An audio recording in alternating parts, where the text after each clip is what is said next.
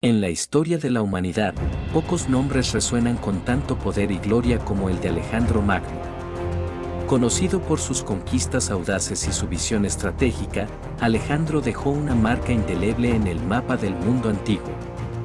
En este episodio, exploraremos la vida de este legendario conquistador, desde sus humildes comienzos en Macedonia hasta su ascenso como uno de los líderes más grandes de la historia. Prepárate para un viaje a través de la época dorada de la antigüedad, donde los reinos caían y los imperios se levantaban bajo el paso de un solo hombre, Alejandro Magno. La historia de Alejandro Magno comienza en el año 356 a.C., en la antigua ciudad de Pella, capital del reino de Macedonia. Alejandro nació como hijo del rey Filipo II y su esposa Olimpia, una princesa de Epiro. Desde temprana edad, Alejandro mostró una gran curiosidad y un profundo interés por el mundo que lo rodeaba. A la edad de 13 años, Alejandro recibió a uno de los más grandes maestros de la historia, Aristóteles. Durante los siguientes años, el joven príncipe absorbió conocimientos sobre historia, filosofía, ciencia y literatura, sentando las bases para su futura grandeza. Además de sus estudios, Alejandro también se distinguió por su habilidad física y su valentía en la caza y los deportes. Filipo, impresionado por la determinación y el coraje de su hijo, le confió cada vez más responsabilidades en el gobierno y los asuntos militares del reino. Sin embargo, la relación entre padre e hijo no siempre fue fácil. A medida que Alejandro crecía, surgían tensiones entre él y Filipo, especialmente en lo que respecta a la sucesión al trono. Estas tensiones alcanzarían su punto máximo con un evento que cambiaría para siempre el destino de Macedonia y del mundo antiguo. Con solo 20 años de edad, Alejandro Magno heredó el trono de Macedonia tras la muerte de su padre, Filipo II.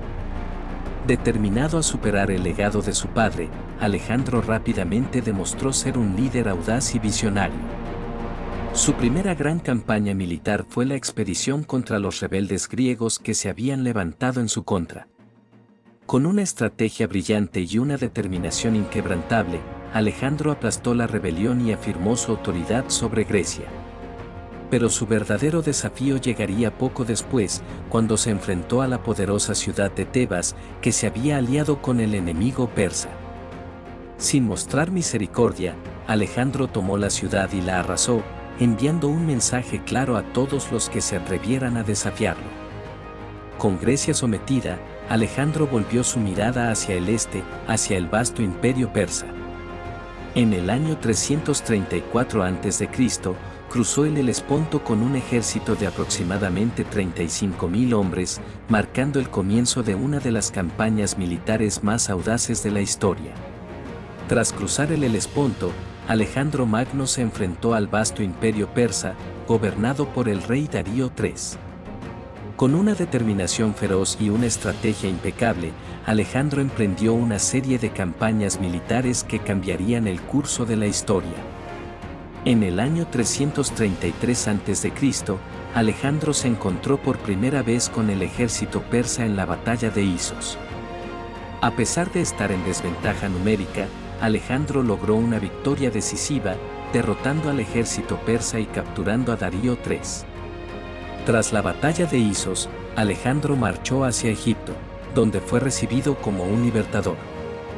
En el año 331 a.C., fundó la ciudad de Alejandría, que se convertiría en uno de los centros culturales más importantes del mundo antiguo. Pero su mayor victoria aún estaba por venir.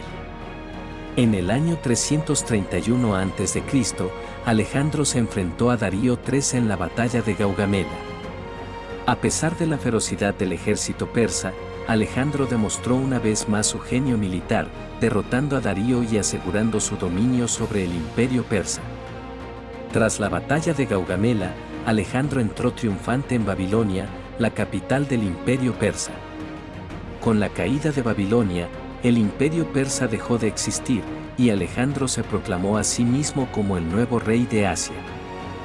Tras la conquista del imperio persa, Alejandro Magno tenía un objetivo en mente: llegar al fin del mundo conocido. En el año 326 a.C., emprendió una audaz expedición hacia el este que lo llevaría a través de tierras desconocidas y a enfrentarse a nuevos desafíos.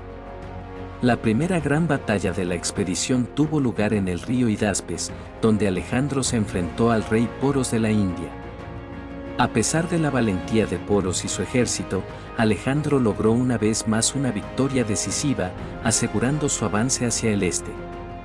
Durante su marcha hacia el este, Alejandro y su ejército atravesaron Asia Central, enfrentándose a desafíos como el calor extremo, la escasez de alimentos y las emboscadas de los pueblos locales. A pesar de estos obstáculos, Alejandro nunca vaciló en su determinación de llegar al fin del mundo. En el año 326 a.C., Alejandro llegó al río Indo, en lo que hoy es Pakistán. Allí, su ejército se enfrentó a la feroz resistencia de los pueblos locales, que veían a Alejandro como un invasor extranjero. A pesar de la oposición, Alejandro continuó avanzando hacia el este. Sin embargo, la expedición a la India no estuvo exenta de dificultades.